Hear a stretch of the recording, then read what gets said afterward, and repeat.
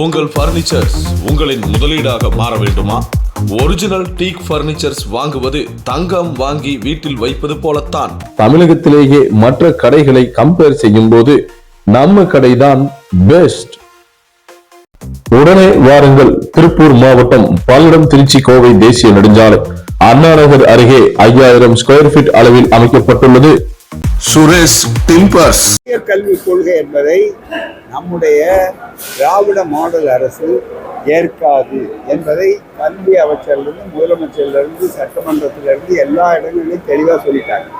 இப்போ அதுக்கு மாற்றாக என்ன செய்கிறாருன்னா, ஒரு போட்டி அரசாங்கத்தை நடத்தப்படக்கூடிய ஆளுநர் என்ற ஒருவர் மிக முக்கியமாக அவருடைய கண்காடையினால ஒழுக்கமற்று பல கிரிமினல் வழக்குகள் இருக்கக்கூடிய மிக முக்கியமான ஒரு சேலம் பெரியார் கல்லூரியில் பல்கலைக்கழகத்தில் இருக்கக்கூடிய ஒரு துணைவேந்தர், அதுவும் பல தவறான நடவடிக்கைகள் அவர் மீது இருக்கக்கூடிய ஒரு துணைவேந்தர் தனியாக அந்த பல்கலைக்கழகத்திற்கு என்று ஒரு தனியாக வைத்து கொண்டிருக்கிறார்.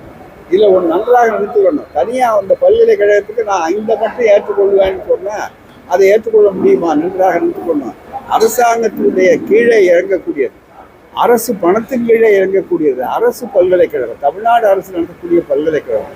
அதில் தனியாக நடத்துவோம், எங்களுக்கு புதிய கல்விக் கொள்கையை ஏற்றுக்கொள்வோம் இல்லை. அரசு என்ன சொல்கிறாரு? அதே மாதிரி ஆளுநரும் அரசியல் சட்டத்தினுடைய 163வது பிரிவு என்று சொல்லக்கூடிய அந்த அரசியல் சட்ட பிரிவுப்படி என்ன அமைச்சரவை முடிவு செய்கிறதோ அதை அவர்கள் செயல்படுத்த வேண்டியது அவருடைய கடமை. அதுக்கு மாறுபட்ட ஒரு சொல்வதற்கு, தனிப்பட்ட கருத்தை சொல்வதற்கு இந்த அரசாங்கத்தில் கிடையாது. ஏன்னா அமைச்சர்களுடைய ஒரு பகுதியாகத்தான் அரசியல் சட்டம் கவர்னரையே வைத்திருக்கிறது. அதை மீறுகிறார் என்று சொன்னால் அரசியல் சட்டத்தை அவர் மீறுகிறார். இவர் பதவி வைக்க எந்த விதமான அறவழிப்பட்ட உரிமையும் கிடையாது. அரசியல் சட்டப்படியும் இவர் செய்வது சரியானதாக அதுதான் விடையாது. அதே மாதிரி நிதி எல்லாருக்கும் இருக்கு. நிதியை எல்லாரும் பிரிச்சு கொடுக்கணும் என்று வாய்ப்புகள் இருக்கு. இன்னைக்கு இல்லையே.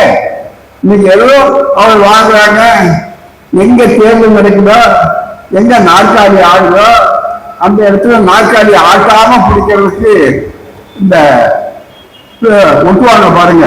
ஒரு இது ஒட்டுறது மிக முக்கியமா பெவிக்கால், அதுதான் மிக முக்கியம். பட்ஜெட்ல பெவிக்கால் ஆக்கணும், அதுதான் மிக முக்கியம். இது வரையில பட்ஜெட்ல பெவிக்கால் ஆக்கணும்னே கிடையாது. நம்மளால புதுசா கண்டுபிடிப்போம். சாதாரணமா நம்ம நாட்டுல சாதாரண ஒட்டு அதுக்கு ஒட்டு பசைக்கு என்னன்னா பட்ஜெட் பயன்படும்.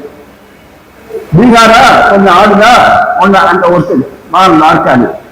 அதுக்கு மேல ஆந்திரா போன வருஷம் கொஞ்சம் ஆடுதா ஒன்னா நாற்காலி ஆட்ட வச்சு அப்படின்னு சொல்லி நாற்காலி ஆடுறது எப்படிங்கிறது இவங்களுக்கெல்லாம் நல்லா தெரியும்.